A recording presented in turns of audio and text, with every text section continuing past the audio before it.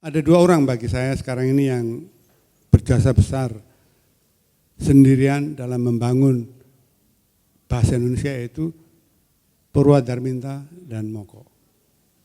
Yaitu bahwa bahasa di dalam rezim yang berkuasa dalam fiksi itu makin lama makin miskin, sinonim makin hilang, sehingga kamus yang lahir makin lama makin tipis. Tionghoa, Cina, kenapa enggak dua-duanya dipakai? Kenapa kita harus membatasi satu kata, satu arti? Bahasa yang dikendalikan oleh political correctness, dikendalikan oleh ingin benar secara politis diterima, itu bahasa yang berbahaya. Saya bayangkan kalau Indonesia punya 4 bahasa. Pengumuman pesawat terlambat di airport. Bahasa pertama, bahasa ini, bahasa kedua, bahasa keempat sudah terlambat orang.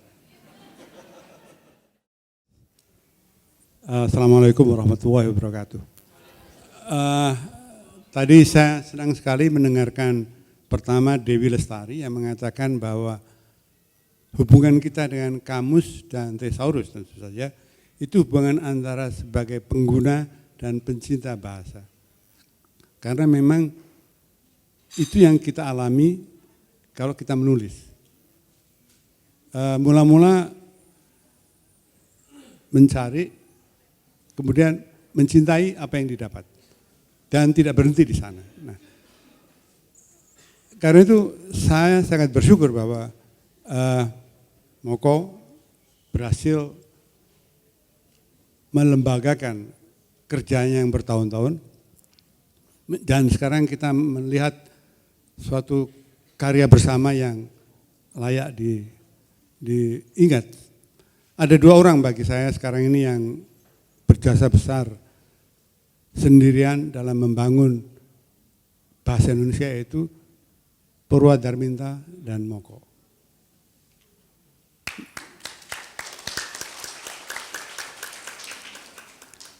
Tadi Neng mengatakan bekerja di Pustaka Grafiti ya. Ya, kami ketemu Pustaka Grafiti dulu bagian dari Tempo. Setelah Tempo dibredel bangkrut, maka tempat itu dipakai untuk gerilya. Nah, dalam gerilya itu kita sering ketemu dan Moko tiap hari datang naik motor, kadang-kadang mengumpulkan kata demi kata dalam potongan-potongan kertas. Repot dengan bahasa.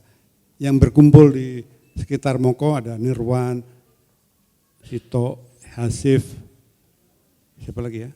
Itu kalau berdebat soal kata dan bahasa itu saya pegel ya. Tapi itu menunjukkan bahwa betapa hati-hatinya kita dengan kata. Nah, sekarang mengapa kita harus hati-hati? Bukan hanya hati-hati menjadikan kita takut.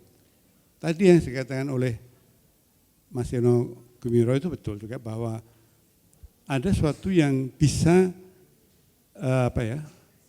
membentuk kita karena manipulasi bahasa. Ada satu buku yang saya kira novel yang sangat berharga untuk membahas ini, yaitu novel dari George Orwell 1984. Novel ini sebaiknya diterbitkan lagi terjemahannya. Dulu pernah diterjemahkan oleh Barus Siregar, terjemahannya bagus sekali dan novel ini penting. Karena di sana ditunjukkan bagaimana suatu rezim totaliter menguasai bahasa. Yang menarik, dan ini saya akan mengomentari, Neng, yaitu bahwa bahasa di dalam rezim yang berkuasa dalam fiksi itu makin lama makin miskin, sinonim makin hilang, sehingga kamus yang lahir makin lama makin tipis. Nah, tadi dikatakan bahwa wanita, perempuan seolah-olah itu kedua, either or, ya, atau ini atau itu. Saya biasa dengan Mas Wandi itu both and. Jadi kedua-duanya aja kenapa nggak dipakai? Tionghoa, Cina, kenapa nggak dua-duanya dipakai? Kenapa kita harus membatasi satu kata, satu arti? itu akan memiskinkan jalan kita untuk menjelajah kemungkinan-kemungkinan dan menemukan yang baru. Bahaya dari restriksi ini adalah mengkondisikan kita untuk tidak kreatif, tidak mencari yang baru. Bahasa yang dikendalikan oleh political correctness, dikendalikan oleh ingin benar secara politis diterima, itu bahasa yang berbahaya. Bebaskan bahasa. Nah itulah sebabnya Thesaurus ini mempunyai dua aspek. Satu menunjukkan kekayaan bahasa. Jadi saya tidak setuju kalau misalnya dalam edisi yang berikutnya menggagahi harus dihilangkan. Thesaurus adalah dokumentasi dari percakapan kita sehari-hari. Tapi di lain pihak adalah bahwa seperti tadi dikutip saja, Thesaurus hanya transit. Itu mandek sementara, kemudian kata ini bisa berubah lagi, bisa berkembang lagi. Kata perempuan siapa tahu kalau akan berubah, maknanya tidak lagi menunjukkan satu kesetaraan gender, siapa tahu. Nah, Thesaurus mendokumentasikan perubahan dan juga transisi. Mendokumentasikan standarisasi, katakanlah, dan juga eksplorasi. Eksplorasi ini tentu saja tidak bisa diatur. Bahasa sebenarnya tidak bisa pakai strategi. Biarpun 10 batalion tidak akan bisa mengatur bahasa kita. Novel Orwell itu hanya suatu novel disiutopia ya. Jadi utopia yang dibalik. Suatu keadaan yang mengerikan yang dibikin ekstrim. Sehingga bahasa harus diregimentasikan. Nah, karena itu baik sekali kalau kita membuka kemungkinan bahasa menjadi lebih kaya dengan sinonim ini. Dan ini tidak bisa dengan satu Thesaurus. Tugas Thesamoko adalah menulis terus-menerus. Seperti juga kita harus membuat kamus terus-menerus. Nah ini pusat bahasa sebaiknya serius sekali dalam soal ini. Untuk selalu jangan ketinggalan dalam menangkap percakapan sehari-hari. Dan karya-karya yang terjadi. Karena karya sastra ini kan juga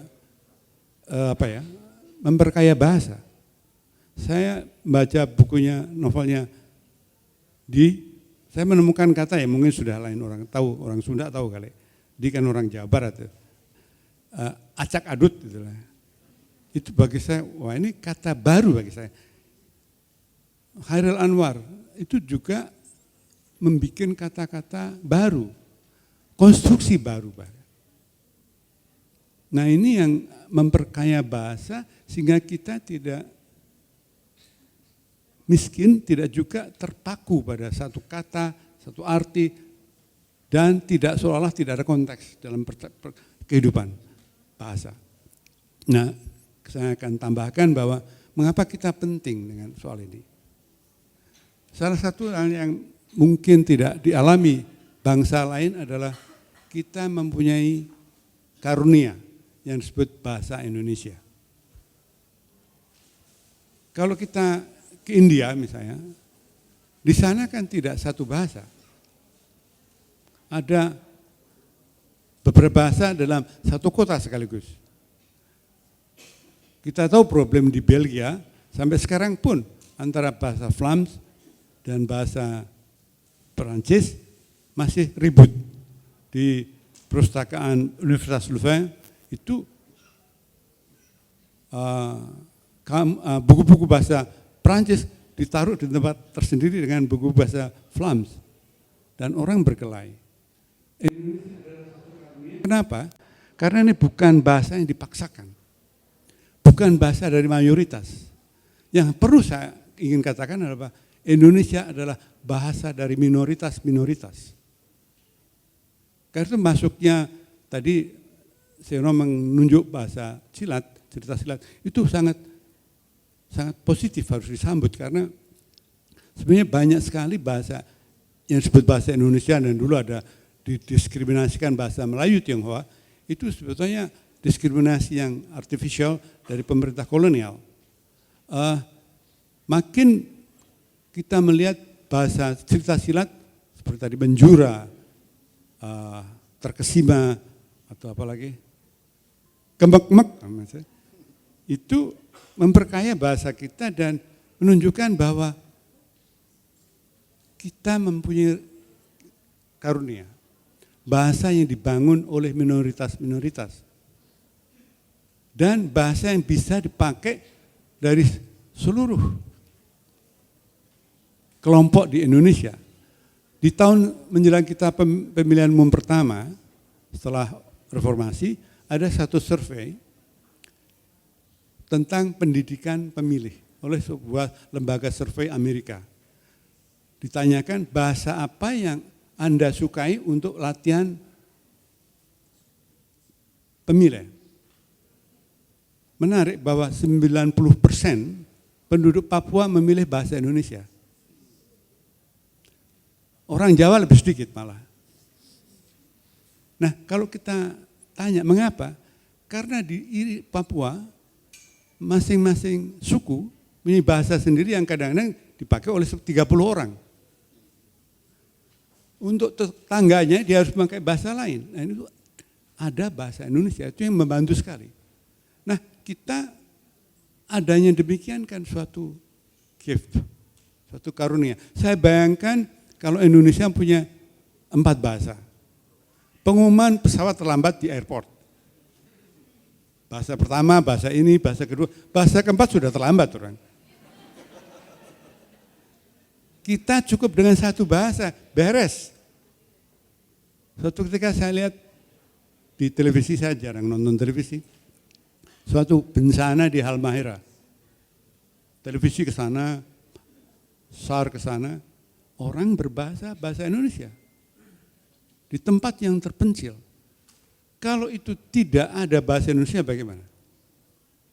Jadi bagi saya ini suatu karunia dari sejarah kita dan mengapa bahasa ini dipakai juga sebagai komunikasi untuk mempermudah pergaulan, mempermudah transfer dari pengetahuan, tapi juga untuk ekspresi yang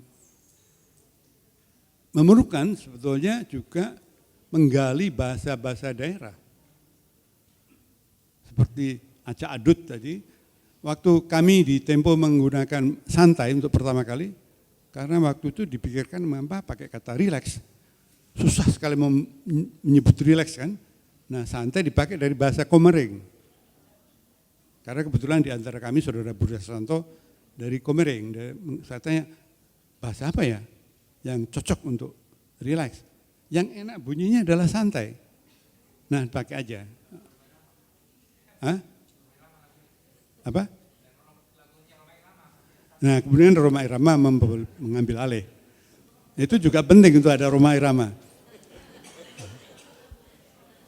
Nah, dengan kata lain, Thesaurus adalah kembali untuk mendokumentasikan kemungkinan kita untuk penjelajahan, tapi juga kemungkinan kita untuk mencatat apa yang sudah dicapai. Mudah-mudahan ini terus dan tidak hanya Mokok yang melakukan, tapi juga terutama dari pusat bahasa, Pak. Dulu pusat bahasa itu pernah menerbitkan semacam penerbitan darurat tidak mengenai saya dapatkan warna-warna dalam bahasa Indonesia. Karena warna dalam bahasa Indonesia kan bahasa tidak hanya merah, putih, biru. Biru macam-macam. Merah macam-macam. Nah, itu didaftar oleh pusat bahasa dan disebarkan. Itu sangat berguna terutama bagi penyair. Kalau penyair tiap kali menyebut baju merah, bunga merah, kan padahal banyak gradasinya. Juga bagi wartawan, karena kalau kita mendeskripsikan sesuatu dengan bahasa yang terbatas juga akan tidak sesuai dengan apa yang ada. Saya nggak akan bertambah panjang, tapi selamat untuk Moko, selamat pada Gramedia yang telah menampung usaha besar ini, dan teman gerombolan Tessa Moko yang bagi saya mengharukan karena saya tahu bagaimana Moko memulai sendirian betul-betul. Terima kasih. Wassalamualaikum warahmatullahi wabarakatuh.